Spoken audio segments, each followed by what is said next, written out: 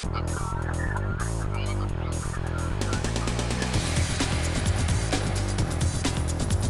is MacVoicesTV.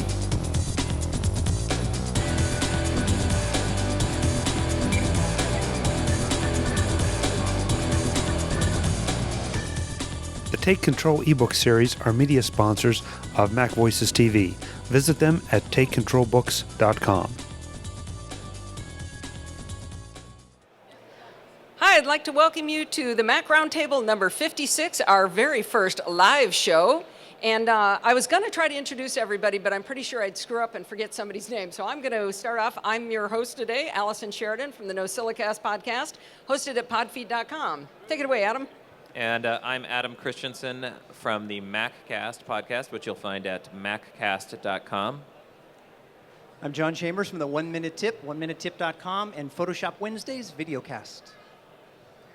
I'm Katie Floyd. I'm from the MacCore podcast. It's at themaccore.com. Hi, I'm Victor Cajiao. I'm from the Typical Mac User podcast at typicalmacuser.com. Hi, I'm Chuck Joyner, and I have a whole bunch of them. MacVoices at MacVoices.com, Mac Notables at MacNotables.com, the Mac Jury at MacJury.com, and the brand new MacVoicesTV at MacVoices.tv. Oh, not another one. Hi, I'm David Sparks from MacSparky.com. And some guy from Liverpool. Yeah, I'm from Liverpool. I'm Don McAllister from Screencasts Online. All right, what we're going to try to talk about today, we're going to do just a little bit on the keynote, because I'm guessing people are probably fairly burned out on keynote topics by now. But a few of us have some opinions on a couple of things, some excitement about some of the things that we heard, and some maybe not as much excitement.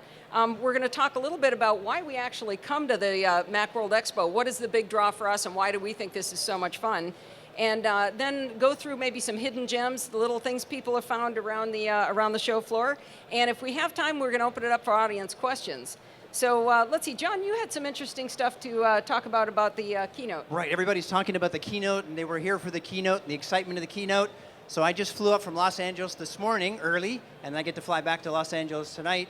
So I did not get to see the keynote live, but I did watch Chris Pirillo's, or listen to Chris Pirillo's audio, which was really kind of cool. You open up a MacBook, kind of point it, be able to listen here, and then I watched or listened to the Mac Rumors website to be able to keep track of everything. So the excitement, I really wasn't in the room with all the people, but I still felt the excitement hearing all the audio, which was actually pretty cool until the Mac Rumors site got hacked, and that was kind of sad. Then I had to switch over to another website. That's pretty cool. So let's see, David, you had something on the keynote? Yeah, actually, my points on Keynote are about Keynote. I use Keynote quite often, and I think that the changes to it are excellent. Some of those features I do myself manually now, and I think I'm going to save several hours with the additions. I'm not sure if it was Keynote worthy, but I think they're very good additions, and I'm looking forward to seeing that. Do they need to change it from being called Keynote now that there's no Keynote, or? No comment. Well, they can just call it the Phil Note now. Mind you, there isn't going to be any more, and we could have a Phil Note and Keynote the application. So yeah, there you go. Let's see, Chuck. I thought Phil did a good job. I mean, I thought it was a solid keynote. I thought he was very humble to start out, and that's one of the reasons that I think he got the crowd. I think he made all those people who were outside saying, bring back Steve Jobs and, be quiet during the keynote and all this stuff. I think they all look terrible now. I think they should be embarrassed for what they were trying to do, because Phil really was put in an awkward position. He was humble. He was not crucified, and I don't think that some of that was right. Did we miss Steve? Absolutely. Would I like to have him back? Absolutely. But Phil did a good job. We did get a hot tip today. I don't know if any of you guys were at David Pogue's session this morning at 9 a.m. At the end of it, I went up to him and I said, you know who I think should be the keynote speaker next year? It ought to be you. It ought to be David Pogue. And he looked at me and he says, it is David Pogue next year. So wow. That is going to be fantastic. At that point, he said, wait, I don't think that's public. I said, it is now. It's now public. Now, you did miss something else from that David Pogue presentation. Did anyone else go to the David Pogue presentation? Did anyone notice who was the first person to get up when Matt did his dance? Yeah. Yeah. Was anybody surprised by that? So what they're talking about, is it Matt Harding? Harding, I think it's his yeah, last time. Matt Harding is. Where in the heck is Matt, or where in the world is Matt? Is that great video showing him dancing all across the world? Well, he let us go up on stage and dance with him. So I happen to know the professional photographer that was working the show, and he gave me a tip that it was going to happen. So he said, okay, the minute he says these words, I want you to jump up. So I was like, ready. I was right there, had my tennies on all ready to run up there. So. Allison, the only reason you got up on stage was that jacket. Oh, really? My coat of many colors? Yeah, and you didn't share that information with any of your friends, did you, Well, Allison? you know, technically he said, don't share this with any of your friends. David Pogue. Well, that's true, but I didn't go with that. Well, I was excited about one thing about the keynote was iMovie. My husband has been complaining like, I don't know, like his dog got killed for what they did to iMovie. I mean, he really, really hates iMovie HD, and he's gone back to iMovie 08. And so I think iMovie 09 looks like with the timeline stuff that you'll be able to do, he is just going to be so happy about that. He's been trying to learn Final Cut Express, but it's a whole lot of work, a whole different way of looking at it. Did you see something in it I didn't see? No, there's no The time. timeline. Yeah, what there time? is. There's a timeline. There's access back to the timeline. Was that in the demo? No. I saw it in the demo. Saw it last Yeah, night. it's called precision editing now, which sort Yeah, of it's more zooms of into a different bits. contextual Yeah, so it's- zooming sort of thing. yeah, I think it kind of takes us to a different level. I guess that's the point. I mean, it is kind of bringing back some of those elements, and I think is what we were hoping for when they announced it. They kind of said, okay, here's 1.0, and we're going to do a Right. bunch of stuff with it, and we all sat around for a couple Years. years and went, okay, or when do we get the next version? So I agree, it was a very exciting announcement, Okay. and but I was really wondering if they would, fall all the way back to say, oh, here's the advanced Straight timeline view, right. because I know a lot of my listeners still use iMovie HD, but I was very happy Oh, to I see got the it backwards? precision editing thing. Well, the main thing he wants is to be able to like in a slideshow, set the music to land at certain spots with the slides. That looked like that was going to be possible. Yeah, Yes? I think it has been in the past, but it's always been hidden. It's always been very difficult to visualize where the music starts and where the music stops, and it's sort of in a background layer. Whereas I think with the new version, of course, we've yet to see it sort of close up, but I think with the new version, everything's a lot more visual and it's a lot easier to track things and line It things up. sounds and funny move to say, things. but audio really needs a lot of visual, it seems. I mean, I know there's a lot of blind people that use audio editors, and I don't know how they do it. I have to see that little sound wave to be able to tell what I'm doing. Well, that's exactly what I do with the screencasts, and I can't do this. I know when ScreenFlow came out, the very first version of ScreenFlow, which is a great video capture tool, the audio track didn't actually show the Right. waveform, and it's really hard to edit if you can't see where you're speaking and where you're not speaking. That was the one reason I don't use it. Do they have it now? Yeah, we put some requests in, and sure good. enough, within a couple of releases, they brought the Yeah, the that was waveform back exactly. in. Without being able to see that waveform, I didn't Yep. know how to edit audio. That's right. You know one thing that they did demo that I thought they should have demoed? I don't know how everybody felt about GarageBand. I use GarageBand for my podcast, so I absolutely Right. love it, but I wasn't super thrilled about the Learn Music thing. I think it's fun. I think a lot of people are going to get a lot of enjoyment out of it. There's Just nothing not wrong us. with that. But iWeb, I went over to the booth and got the iWeb demo. iWeb now lets you create and publish multiple sites individually. Oh, really? And I thought that's a huge announcement for a lot of my audience who use iWeb.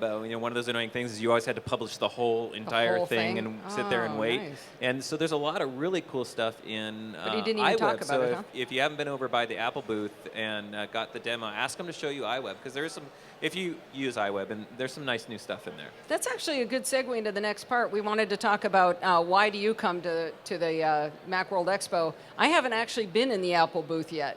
I mean, it takes up a lot of floor space there, and it's got some really nice graphics I've taken pictures of, but I haven't been over there yet.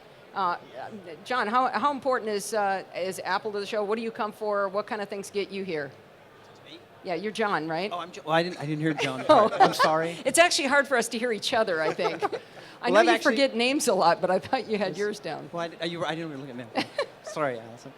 Yeah, I actually been coming to Macworld since I came. The very first one was down in Brooks Hall, which was really a lot of fun. Were you there? A lot of fun then. And now, Steve did not do the keynote that year, right? You hear the story about that? We can't.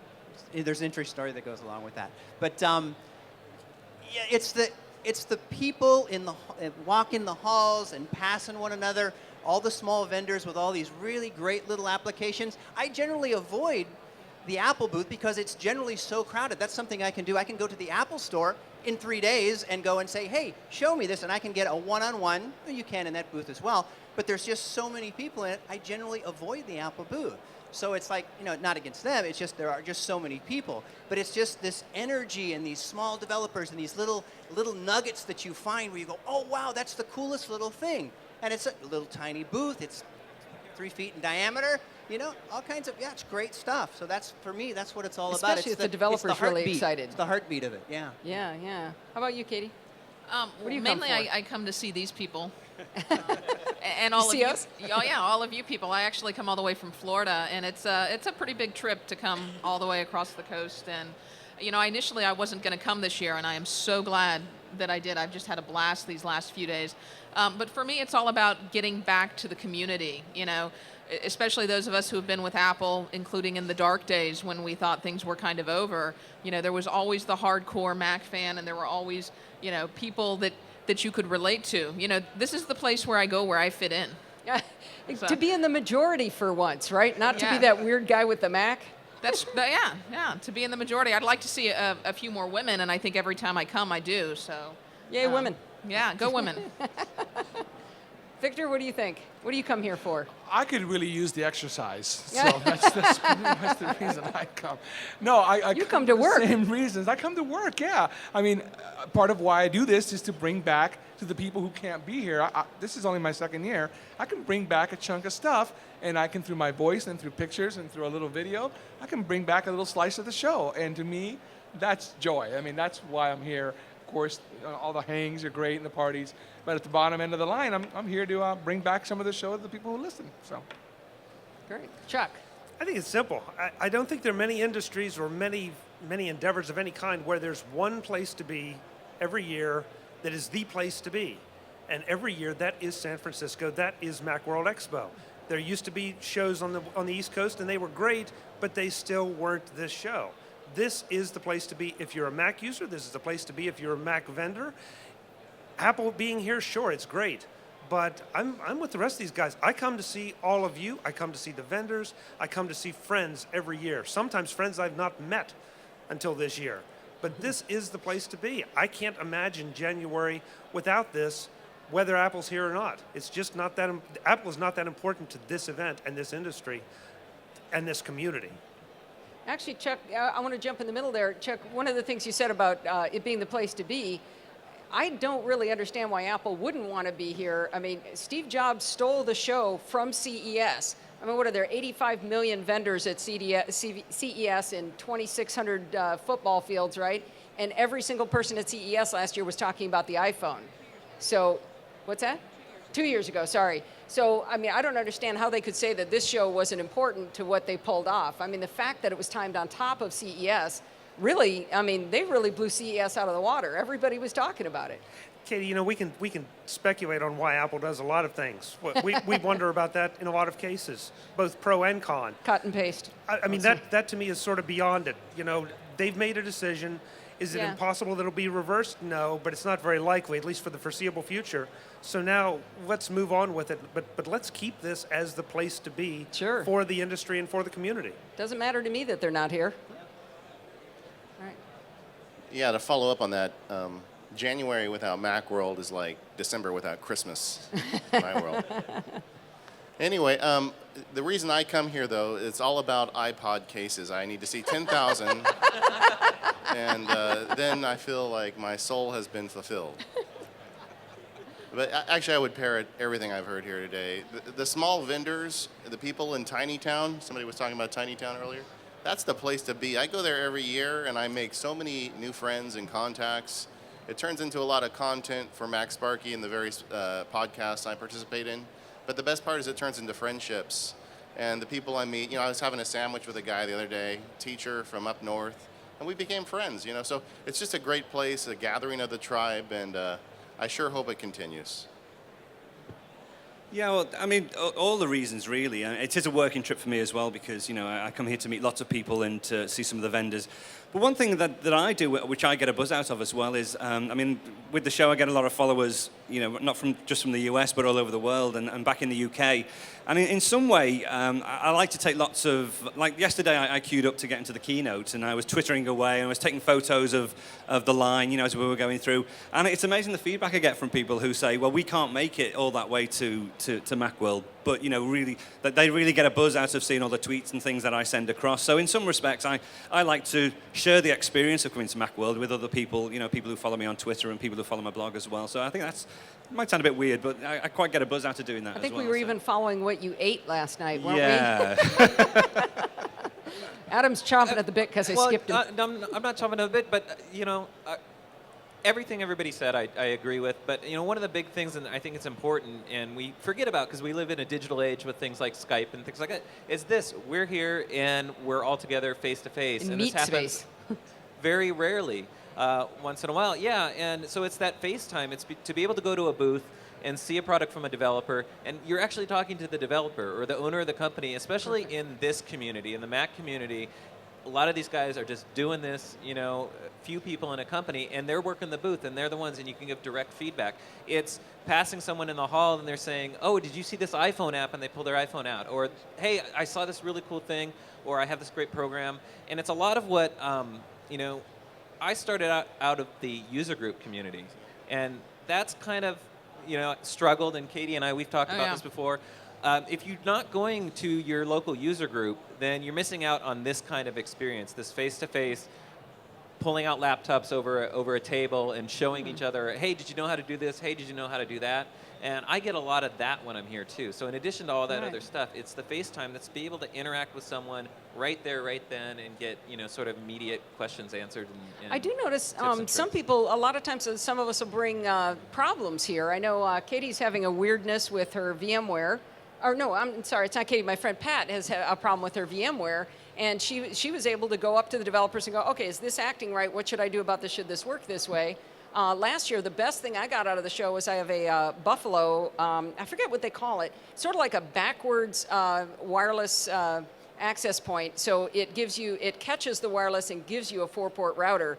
And I was having all kinds of trouble with it, and I went to the booth, I got the name of a tech support guy, and I was able to go home, call that guy on the phone, and he stayed on the phone with me for like an hour and 20 minutes, but I made that direct connection. It's funny, Jean from Smile on My Mac just walked in, and what I was going to say, Hi, Jean. right before she walked in, was that's another case of like the friend developer. I'd written back and forth with Jean, 26 times doing reviews and talking to her about things, and to be able to get to meet her last year, and then this year it's like, Jean, like we're all buddies for all time. But it's those personal connections that you wouldn't get if you didn't have a show like this. And I think the advice we'd probably give to people is to talk to people you don't know. I've actually purposely disconnected from our mob here, because if I stayed only with these people, it's the only people I'd learn from and get to know. So trying to go out and talk to different people is it sometimes takes some effort, but it's 9 times out of 10 the other person is really receptive. So well, we live in a very digital age. We've got Twitter, we've got Skype. Just building on what Adam says, we're able to reach out and connect with thousands and thousands of people, and you wonder why in the world are these people listening, and do they even care what I have to say?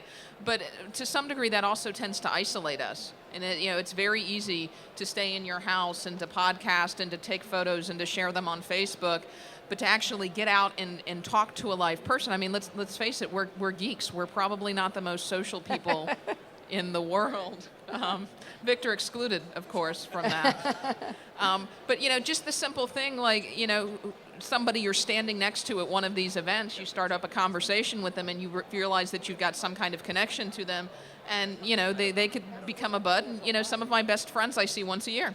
So. Go ahead, Dave. Another point on the developers is that in addition to going and talking to your problems, you can also go and tell them that you like their software. And I was speaking with, I think, Dave Terr over at 1Password today, and he says all he hears when he's at his office is the problems. People email him when the program doesn't work, or they call him. But when he comes to my Macworld, he hears all the compliments, and it's really refreshing for him, and it helps him realize that he's actually doing a pretty good job, because the only time you really have a chance to meet these people is here. So I would encourage anybody, if there's an application you particularly like and you see the booth, go over and talk to them and tell them that you like it. Chuck just grabbed my attention to say me next, and this is so much easier not on Skype to be able to go, oh, he's going like this, waving his hand. On Skype, we can't tell when we're jumping on each other. Chuck. Sort of mixing what everyone just said together. We're up here trying to maybe give reasons to come, or for us, for you, for the vendors. There's just a certain randomness that you put this many interesting people in a building together and in a week together and in an event together, and strange things happen, and usually they're pretty good strange things. this panel is, I think, one of those strange things. The friendships, yeah, very strange. The friendships we've made, the friendships with vendors, the friendships you all will make and are making right now, the chance for us to get to talk to you and you maybe to get to see us, because usually we're just disembodied voices floating around in your iPod. In some of our cases, that's a good thing, though. Yeah. I mean, I've been told face for radio more than once, so. Oh, I didn't know if you were referring to anyone in particular, Allison. Well, I mean, this show specifically was saved by Macworld last year, I think. That's Yeah, right. that's right. Yeah, Dave, or a bunch of us went out to lunch last year at Macworld Expo and had this great discussion. We were talking, I think, David, we were talking about cases, weren't we?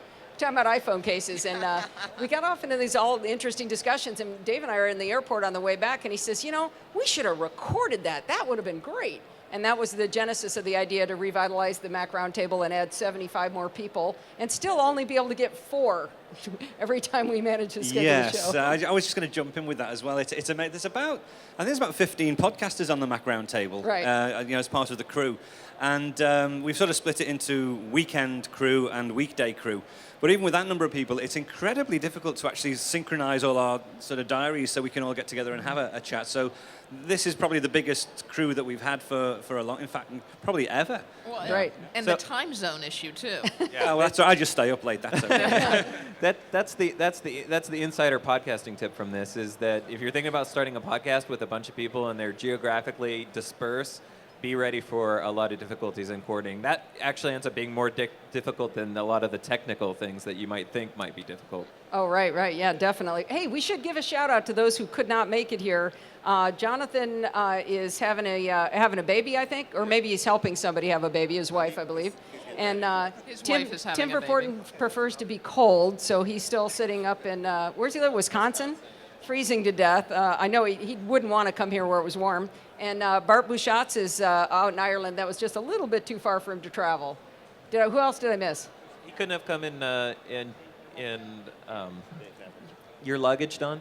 Yeah, you would think. So again, no, unfortunately not. No, my Just no, swing no. by? Yeah, and there's also Joseph Nilo as well. Not forgetting Joseph because he's. Oh yeah, and Steve Stanger. Yeah, And Dave Steve Hamilton, Stanger. Steve Steve Stanger. Stanger. Oh, Dave Hamilton was going to come, but Dave- yeah, unfortunately, where'd Dave go? Well, he's got his sound check to do for the Cirque du Mac tonight, He's so playing he sends tonight. his apologies. So there really are 17 or 18 of us, Yeah, it seems, yeah, when you add it all up. Is that everybody? I think I that's hope it. so. If not, we'll hear about it. Otherwise, we're in trouble. There you go. Yeah, we will hear about it. All right, let's move on to the next thing. We wanted to try to go through and say, what kind of hidden gems did we find? What little booth with, a couple of developers did you find something really, really slick? Did you have one, Adam? I'm going to kick it off. You know what? I'm going to go with, I didn't get to get hands-on with it, but it's a product that I've often thought that I did want. Over kind of in the back corner of the LaCie booth, they have flat cables that like roll up. They're completely flat, and they're in really bright neon colors. Kind of took me back to the 80s. But I think they have a USB one, I think an Ethernet one, and eSATA one.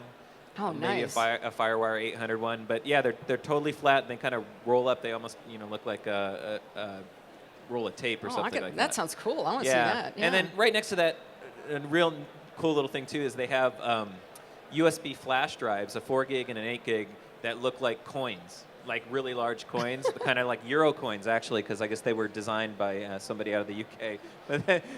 And the USB thing kind of flips out of the side. So. Just that's two cool. little. I like Little little cool things, yeah. gimmicky things like that occasionally. So hopefully I'll be able to get my hands on some at one point. But they're behind glass, unfortunately. Oh.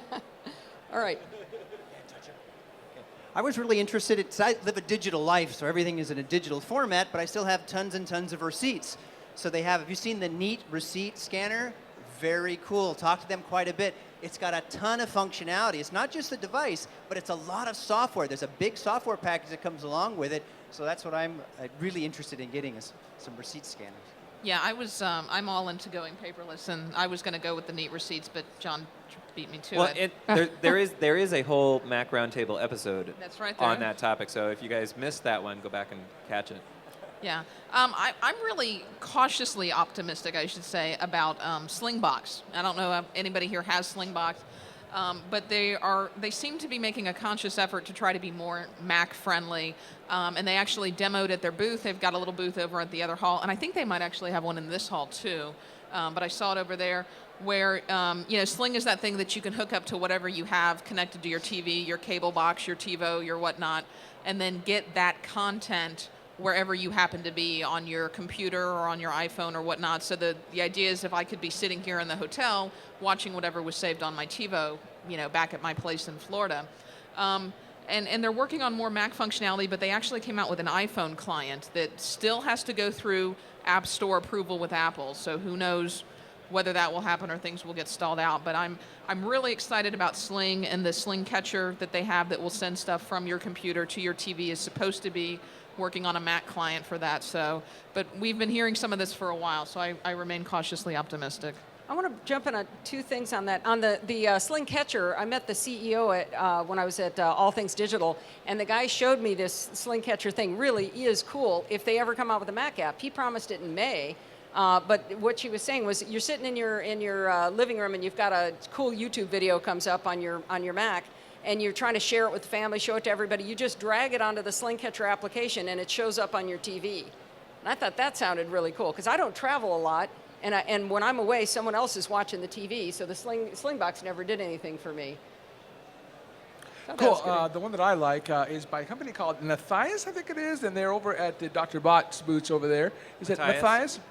Mateus, I think? I don't know. Mateus, okay. M-A-T-I-A-S, I think. So the problem is, you carry around your iPod, but you have your laptop, and that's not where you normally sync. And every time you go to power it up by plugging it into your laptop, it brings that thing saying, all your tunes are going to be gone. Well, this is a little cord, comes in 3 foot, and it's going to be coming in 6 foot as well. And it has a switch, and all it does is that it blocks that part of it. So you flip the switch, and now when you plug in your iPhone or your iPod, now it only powers it. It doesn't give you that. It bypasses that functionality. I think it's going to retail for $29.95, and it won't be available for, I think, 2 months. So cool. It's not even expensive. No, and its simplicity is always in good taste. This solves a great problem that we've all had, at least I have. So everything in that booth had that simplicity feel to it.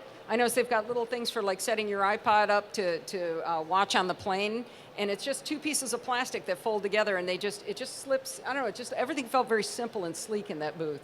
Yeah, it's Tune Blocker. All right, Chuck. Over in the South Hall, Equinox is showing something called Song Genie. I'm not the neatest. Yeah, I'm not the neatest guy in the world, especially when it comes to keeping my music organized.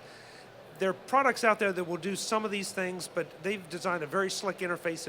You go through, it will find songs that are just now track 1, track 2, track 3, and it will locate what songs they might be or most likely are by doing an audio print of them, and suggest to you get to select which ones are right and which ones are wrong. So it doesn't just go through arbitrarily your library and retag things that maybe are not correct.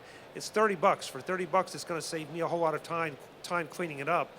But I'm not that compulsive neat. What's really cool about it is that's what iTunes Genius feature uses. It has to have accurate tagging so it knows what you're listening to, what you have, and what you like. So if you are into that, this is going to be a utility that will clean up your library, make Genius even more effective. David? I was a little mad at that one because it came about 2 weeks too late because I got the question on the show. On my show, somebody said, how do I clean up my iTunes library? And I went searching, and I didn't find much. There was a thing called I Eat Brains that used to be out there, and it kind of pittered away. So I was very happy to see that. So I'm going to be doing a follow-up for sure. All right, David. Yeah, there's a company over in Tinytown called Busy Mac. They have a program called Busy Sync, and it's a really great application for synchronizing multiple iCal calendars. It's kept me out of hot water with my wife several times, so I can keep the calendars. Well, they're coming out with their own calendar application that kind of sits on top of iCal. It's going to be called BusyCal, I think. It's not out yet. It's going to be out in about a month, but they've got a demonstrating version over there. And it looks like kind of iCal Pro. It's got some nice features in it that iCal should have. And I don't think it's going to be too much money. I'm looking forward to seeing that one come out. It's not done yet, but it shows a lot of promise. I would recommend checking that booth out if you haven't already. Cool. And here at the end, I was sort of waiting for my pick to get picked then, sort of, and think, what else can I think of? I saved me for last. Pardon? I saved me for last. Oh, right, okay. Well, Don't I take might me. just trump you on this one then. So, well, I've gone with a thing called the Pulse Smart Pen, which is, I think it's over in this hall, and it's a really cool piece of hardware that You have special notebooks that you actually just jot into the notebook, and what it does is it has 2 gigabytes of memory on. It's got audio input, and it records the audio that's happening while you're actually writing, and it records the pen strokes as well. So what you can do then is you can dock the pen with your Mac, and it will download all the information that you've collected with the pen and give you a complete graphical representation of the page that you've just been writing. Then you can search within your Mac. But you can do really clever things like in the notebook where you've written a particular phrase, you can just touch on the word in your notebook. And this is the paper notebook that you've actually written in. And the device will actually play back what was actually happening, being recorded when you wrote that particular note down. It's got some really cool technology. It's also got some translation built in as well, so that you can actually switch different languages. And if you've written part of the demo, he wrote coffee down, just touched a little button inside the notebook and then hit coffee again. It came up in French or Spanish. So there's some really cool technology in there. And it's not, mind you, I think it's about $149 at the show, and that includes some special notebooks and things. And Don, the coolest thing with that was that I'm left-handed, right? And this thing has a little LED display. So they have it, so at the flip of a switch, it flips the display, so if you're left-handed, you can read it. And I thought that was just brilliant that they did that. Yeah, really clever. So that's it. That's the Pulse Smart Pen. So Cool. Well, let's see. I found a little booth over in the, are we in north or south now? We're north? We're north, I think. So down in South Hall, the software is called GeoPhoto, and geotagging's the big deal. Everybody's all excited about it, but maybe you've got photos that you haven't geotagged yet. This application brings up a globe in the main window, and it's beautiful. It looks very, Google Earth-ish with a cloud. I mean, it's got clouds and all kinds of things. It looks real pretty. And you slide the globe around, and you drag your photos to where you were when you took them. So your photos right now are organized by chronologically by date. Well, when you're thinking back, you're going, okay, when did we go to Italy? Was that in 2005 or was that in 2004? Trying to find it. On this, you would actually go to Italy and you slide the globe around and zoom in, and you can see the photos you took, where you took them.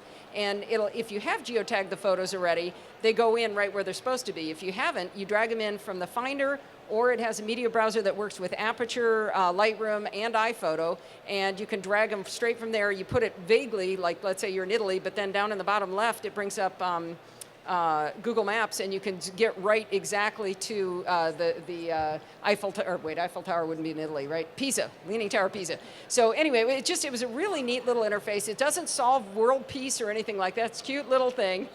Sorry, the amateur traveler's laughing at me for that one.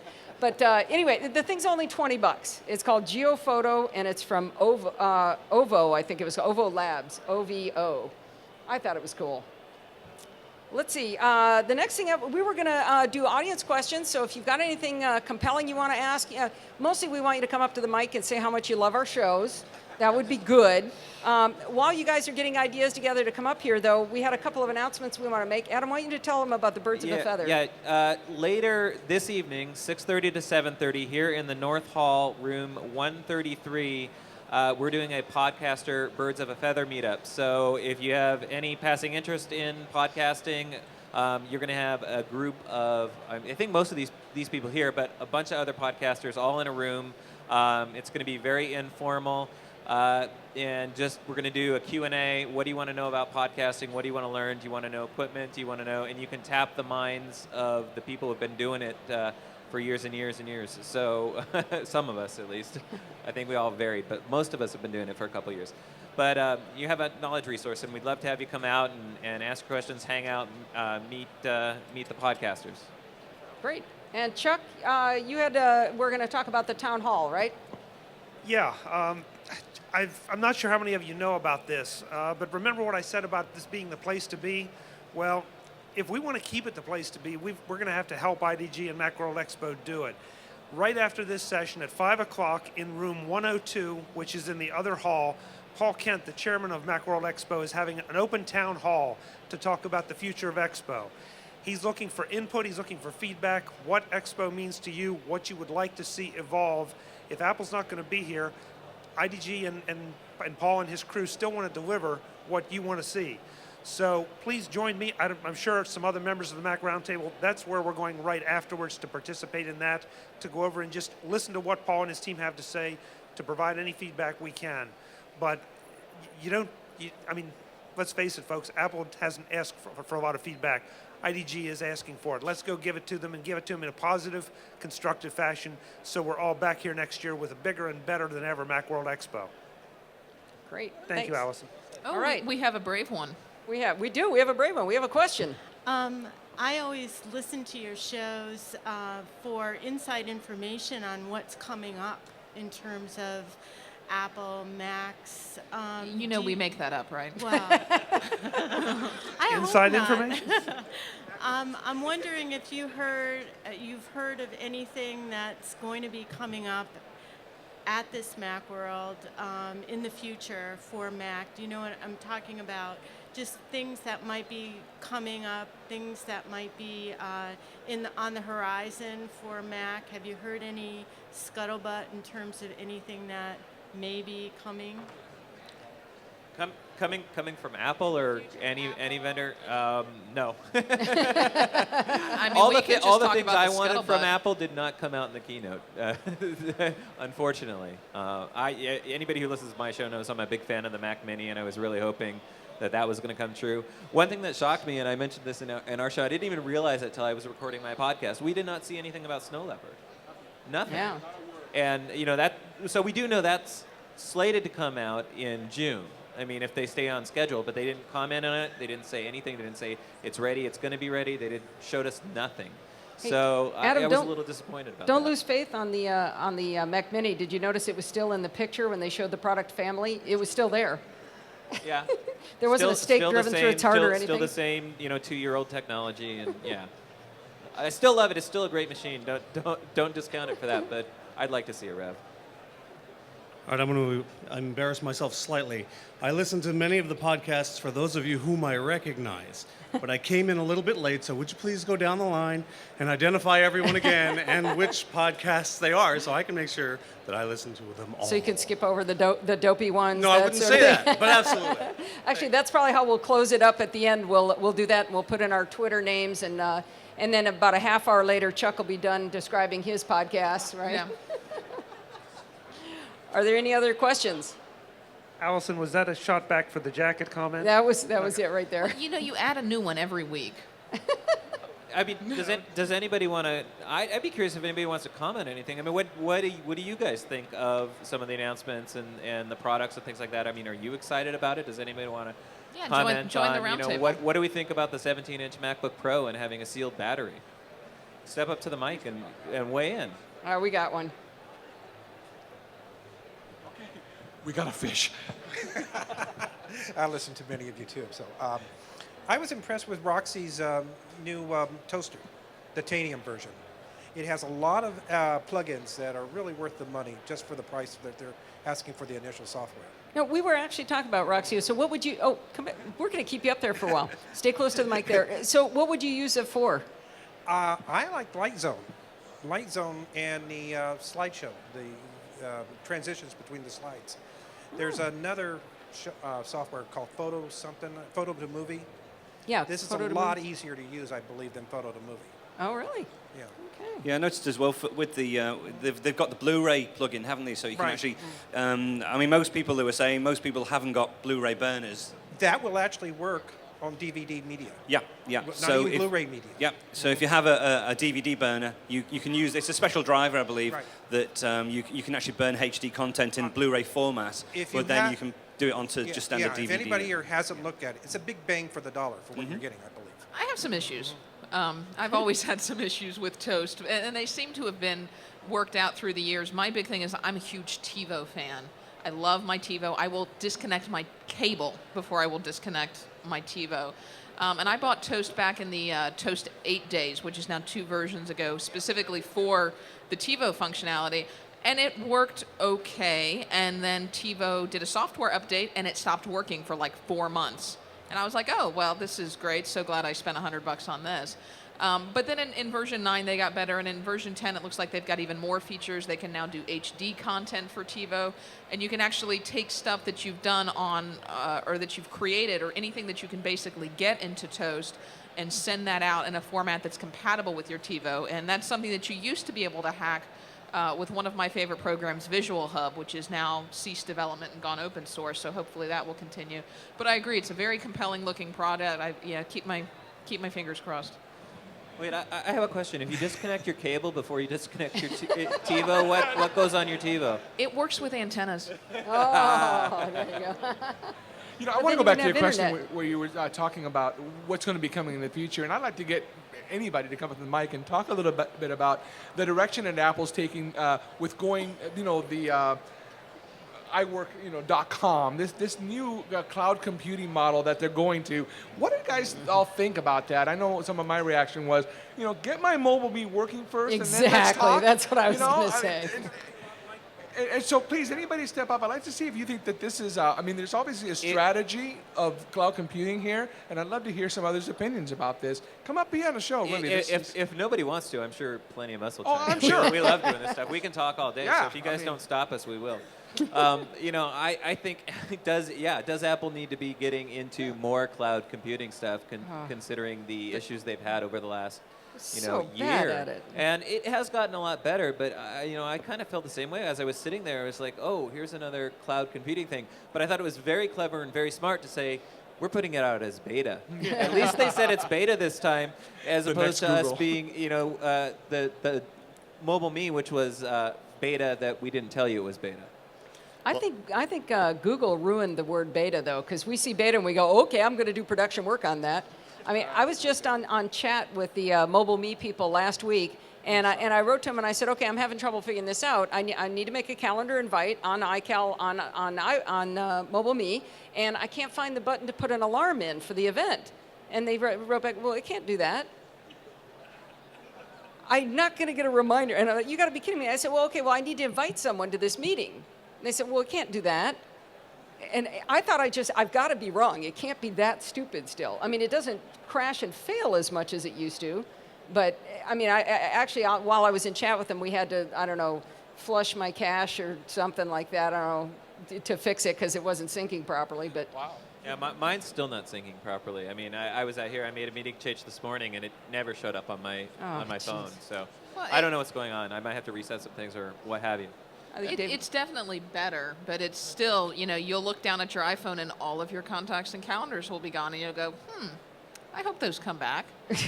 they do most of the time. And eventually they do, but it's kind of a pain. And, we've all had issues with previously .Mac and now Mobile Me. Is it just me, or is it still insanely slow to get stuff up to your iDisk? I swear they've got to be throttling that. I don't know if they've publicly admitted it or not, but We know they have fast servers because they stream those trailers to us real fast. they do, yeah. Could do that. So, David, yeah. I think Adam's question as to whether Apple should be involved in cloud computing, I think absolutely they should, because that's becoming the platform of the future. It's not going to be about OS 10 and Windows. I think it's going to be the cloud computing. And if they don't get on the boat now, I think they're going to get behind. So I know they've had some stumbles, but I'm looking forward to see what they do with it in the future. I guess what I would say is, can they go out and buy some resources? They have a huge cash flow. I know we've got a bad economy, but it seems like sometimes they might need some help, and maybe if that's the direction they want to go, and I agree. I think they should move in that direction. I think a lot of companies are. There's a lot. I mean, there's money to be made there. There's a lot of opportunity there, but they need to do it in the Apple way, and they need to do it right. And they just, I think, as a Mac user and a fan of Apple, it hurts when you see them stumble like that. Definitely, I agree, and I think that to a certain extent, the Apple way is anathema to the whole Web 2.0 experience, because they want to have so much control, and Web 2.0 really is about putting so much of that control with the user. But looking at the Apple booth and looking at the iWork.com stuff, for my day job, I think it's going to be really useful to be able to send keynotes and Pages documents to people to view that don't have iWork on their system. So I'm actually looking forward to it more now that I've seen a demo of it. But I agree with you, but I do think Apple needs to go there. Even though they have stumbled, they need to keep it up. David, I saw a thing, I think it was called ISEE, was it, John? That does syncing of documents with one other person, where you don't put your document on their on a server, you send it directly. So if I put it up on, I've got it on my machine in a particular folder, it'll actually show up on Adam's machine. Oh, C-file? C-file. I think it's Is C-file. that what it's called? Hey, Allison, we have a question via Twitter. Oh, cool. Hang on. That's great. But let me just finish that a little bit. I've never seen these guys before in my life. It was one young guy sitting in front of one of the cheesiest booths they have here. I would trust them before I trust Apple to do it right, just based on their recent performance. All right, a question via Twitter. Yeah, this is Jane from Australia, and she asked, she has a question for our crew here. What is the reaction of Mac Roundtable's crew's news via at Podfeet that David Pogue is giving the keynote next year? Ooh, I got to plug in that way too. I think your news is getting around, and you're probably on Dave's list by about now. Just FYI. So what do you guys think of him being a keynote? I think it's outstanding. Oh, yeah. If you didn't see him, he was just 100% entertaining the whole time. It was just He a used great to be a interview. Broadway conductor. How could you go wrong? I mean, it was great. Oh, he was singing with the ocarina guy playing. It was wonderful. Let Andy Anatko open for him, and you've got a rock show. Oh, there you go. It definitely signals a shift in the kind of keynote that we will see. Oh, yeah. Maybe we should just spread some rumors, and eventually they'll have to do it. Like Andy will just show up thinking he is. So David Pogue is keynoting. Andy Anatko is opening. Spread the word. Yeah, Leo will be there at some point. Phil will be doing another death-defying jump from a 3-story building onto a mattress with an iBook. All right, hey, we have a live one at the microphone. You guys didn't talk about it, but can we get an amen from the panel? DRM-free iTunes. Oh, I wanted to mention the same thing. DRM-free music. DRM-free for those of you who didn't hear it. And well, they said 80%, I think, currently, and then within 2 months, they're going to have 100% DRM-free. Right. And so I'm sure everybody has a comment about that. Well, and you know, the other thing we talked about on our show when we did it was some of us aren't very excited about paying another 30 cents to upgrade our existing library again. Yeah. When you know you're going to be able to go on and see that the DRM-free version is now 69 cents. So that hurts a little bit, but any way they get there, I'm just happy they got there, and I'm happy moving forward my stuff's going to be DRM-free. I mean, it takes a lot of the hassle, the worry about, you know, what happens when we don't have iPods or we go to another format or, you know, something else. That's all gone. So, yes, absolutely amen from me. The biggest thing in my house for that is my husband makes a lot of DVDs, and he likes to lay in music with it, and he'll try to do it, and it'll be DRM music. And we're just making a home movie for a DVD to give to his mom, for crying out loud. We should be able to do that, you know? Well, and now being able to do that will work. Yeah, one of the things I think is interesting is that we're going to see some variable pricing on the iTunes store now, and you know, Amazon seems to be coming on. So I think Apple had to make some concessions in order to get the DRM-free music, but you know, at the same time, I think other services like Amazon are going to grow in popularity. They've been selling DRM-free stuff for a while and less expensive. Yeah. Great. We have another live one. Yeah, I thought this would be a good panel to ask since you're all podcasters, including Chuck. They're picking on somebody I'm other going than to me. pay for that one.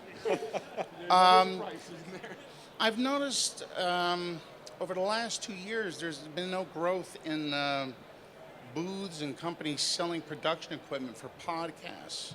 So, like, for example, this year, there's only Lowell for lighting. Boinks TV's out there with a nice thing. There's a couple of surround sound things. I only saw, I think, 2 microphone developers or makers.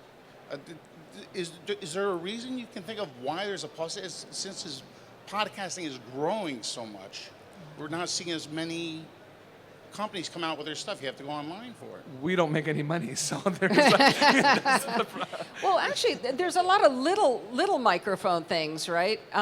Somebody grab the microphone. There's a lot of little microphone things, right? I mean, the blue stuff is getting real interesting. They have a small what do they call it? Not the snowball, but there's Snowflake. No, there's another one though that's got a messed up the name of it. It's got a video camera inside it too, so it has the same little ball, but you press a button on the side and out pops a little tiny thing about this big. I think it's called an eyeball. Eyeball? Eyeball, that's right? it. It's called the eyeball, and it's got an Yeah, they're here. Yeah, they're part of the Dr. Bot suite of products over there, and it's an HD video camera. So I think what you're seeing is maybe a little more on the video side and smaller mics, portable mics, that kind of thing. I know Shure is here. Well, you know, you bring up a good point, and certainly the thing at 5 o'clock, the town hall meeting, is the place to bring this kind of stuff up. But I know I broached the subject because we were kind of asked in advance, you know, what our thoughts were and what we'd like to see. And those people who know podcasting, we had the Podcast Expo, which has now been absorbed by Blog World. So it might be a little bit different this year. And many of us in podcasting are Mac users who don't even do Mac podcasts. I mean, we just use Mac gear. We're creative professionals, and it's been that kind of industry. So I think one of the things I'd like to see IDG do is really expand out the community and the learning and the teaching. And I think when you do that, you know, if they had a really full-blown video, audio, new media track, you know, for several days that was really feature-filled, then you can start to attract those types of vendors. It really isn't necessarily an audio show or a video show. Yeah, people who use Macs use audio and video, but certainly I think that's how it's going to have to grow and change and expand, I think. Yeah, I think one of the things as well, Frank, is that because we don't really need specialized equipment, really, because, you know, podcasting is so simple. It is basically just recording audio or video, whether or not it's for home movies, whether or not it's for a soundtrack to an album or something. You know, a podcast is basically just capturing audio. And I think there was an initial push when podcasting first came on the scene that people, oh, we must develop podcasting equipment for podcasters. And I think they've sort of taken a step back now and said, well, you know, the needs aren't that specialized. They don't really need perhaps smaller gear, and there's plenty of small sort of desktop mixers that most people can use if they want to use multiple mics and things. But I think the hardware vendors have sort of taken a step back and said, well, no, actually, we don't really need to develop specific product lines for podcasters because it's, you know, it's not that much specialized equipment, really. Yeah, and I think The Podcast Expo, because maybe, that's, I mean, maybe that's we where can you see things like we that. can recommend some things. Oh, I mean, yeah. we all use some things. I don't know Or if would you've that- seen. we're actually running out of time. I wonder if we should talk about that at the podcaster meetup. Yeah, Why come don't you come by over the that meetup. and we'll- We'd be happy Yeah, to. come on. We have plenty of gear that I think does we're that kind carrying of thing. all I of can our show you gear, some things after. bags of stuff here. Yeah, I'm sorry to cut you guys off because we want to make sure you get over to the town hall meeting at 5 o'clock, and it's about 10 till. Want to make sure you had time for that. So let's close it out. We'll go backwards. Let's start with the man from Liverpool. Okay, yeah, Don McAllister. You can find all my tutorials, my screencasts over at screencastonline.com. And if you want to see what I ate last night, you can follow me on Twitter. And my Twitter name is Don McAllister. I'm David Sparks. You can find me at macsparky.com. It points to all the various interactions I have. Also, you can find me on Twitter at MacSparky. I had dinner with Don last night. You would like to know what he had for dinner. I'm Chuck Joyner. Allison will pick on me, but Mac Voices at MacVoices.com, Mac Notables at MacNotables.com, the Mac Jury at MacJury.com, and brand new MacVoicesTV at MacVoices.tv. Twitter? Oh, Twitter, thank you. Twitter, Chuck Joyner, all one word. Cool. My Twitter is Typical Mac User, and I have the Typical Mac User podcast at typicalmacuser.com, and a brand new show starting up called Typical Shutterbug. I want to learn photography, and I'm going to learn it through all of you. We'll do it together. And as a matter of fact, if you tomorrow morning, Thursday, 5 a.m., some of us are going to get together and go out to the Muir Woods and do a photo walk. So if anybody's interested and has a car, we'll meet right out here, and 5 a.m. because I don't drink. I'm Katie Floyd. I'm with the MacCore podcast. You can find me at themaccore.com or twitter.com/MacCore. I'm John Chambers from the 1 Minute Tip at oneminutetip.com. You can also pick up the video cast of Photoshop Wednesday and Dreamweaver Thursdays. And my Twitter account is Tipman. Tipman. And I'm Adam Christianson. I do the MacCast, which you'll find at maccast.com, and my Twitter name is MacCast. And I'm Allison Sheridan. My podcast name is No Silicast, hosted over at podfeed.com. And you can find me on Twitter at twitter.com/podfeed. Thank you all for coming.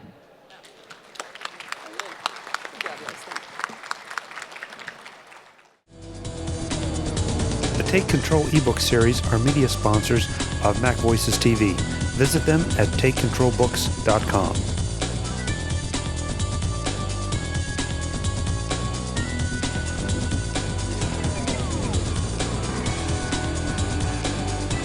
MacVoicesTV is part of the MacVoices group and a member of Mac Level 10.